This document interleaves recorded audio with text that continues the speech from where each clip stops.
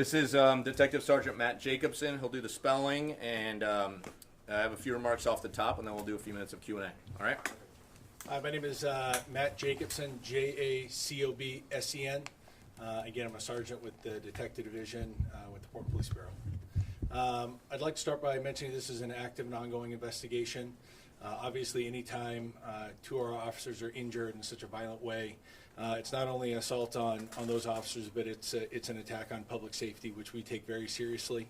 The stance from the police bureau is an all-hands-on-deck posture right now, both within our investigative resources and our uniformed personnel. Everybody's playing a role. The outpouring of information we've gotten from our community has been wonderful. We encourage everybody to continue sending in tips.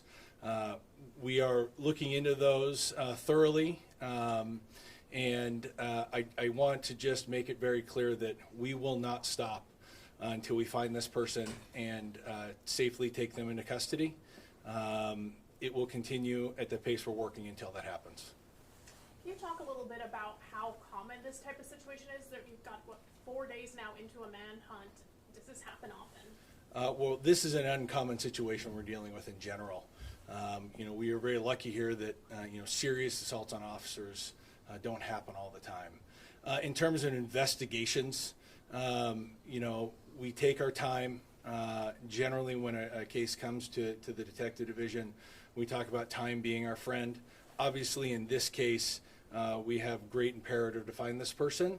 But in terms of it being 4 days, it is not an anomaly in terms of your day-to-day investigation. I say that all obviously having said, we have great concern for finding this person, and obviously we would like to have them in custody right now. What is the warning to the community? The person likely still armed or not? So we believe this person is still armed and dangerous. Will reiterate the importance of our community being vigilant, keeping their eyes open, and passing along any information they can. In terms of threat to public safety, as I said, any attack on law enforcement is significantly concerning. If they're willing to do that to the police, obviously there is a concern they do that to somebody else. But with that said, we aren't holding any information that says this person is a direct threat to any specific people or anything like that. So how far are you? Any concern that the suspect has left the state? And if so, have you been communicating with other agencies or even with Canada? We have been working really thoroughly with a number of different local, state, and federal law enforcement partners. I'll say also the outpouring of support from them has been humbling for us. The partners we have are urging to help. They want to help. So yes, we have been working with folks from every level of law enforcement.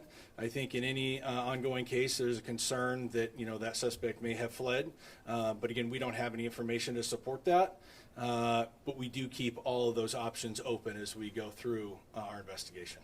Is there any reason to believe that the 911 call that initially came in was some sort of entrapment or ambush or anything like that? So there's some information that we're gonna hold back right now, and again, not for any other specific reason, is that we're still vetting a lot of information, and I wouldn't want to give false information, but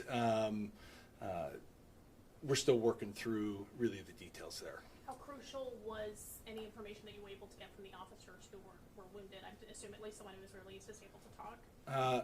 Again, out of respect to them going through the recovery, we were able to pull quite a bit of good information from the scene that night from various resources. Obviously, in any case, the witnesses, the victims, the people that were there and have firsthand knowledge are wonderfully important, paramount of importance. But again, that information we got that night has been only supported and bolstered by the tips that we've received. Can you talk about the volume of those tips? Absolutely. So at this point, we've received well over 100 tips. I will say, as part of that workload, we talked about our posture of all hands. Every one of those tips is assigned to an investigator to be vetted, worked, and either ruled in, ruled out. So that work is voluminous, but is incredibly important to building the picture and working through finding this person. When you say all hands on deck, what does that look like for your overtime right now? Or do you have a lot of people on overtime with a case like this? In terms of specifically working on overtime, I don't have those numbers, and I really couldn't speak to it. I will say that the Bureau has been unbelievably willing to, put aside their own personal needs to put time towards this. How are your families doing? I think, that's an interesting question. I think our first thoughts go to the families of our injured officers. There's no doubt a concern from every law enforcement family when something like this happens. It really makes what we do real. Our officers in uniform are putting on a badge, going out to serve the community, knowing the risks that they're taking. This is a reminder of what those risks are.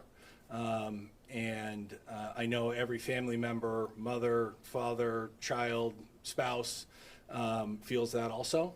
But we're really lucky that in a case like this, it can bring us together as a family and bring the Bureau together as a family. A couple more because I gotta get Matt back upstairs. We spoke to some folks that were working or living in that neighborhood that all this happened, witnessed what happened, and saw the officers speak to the suspect for a little while before the shooting happened. So they've come on camera to tell us about that. Can you explain a little bit about what they were discussing before the shooting happened?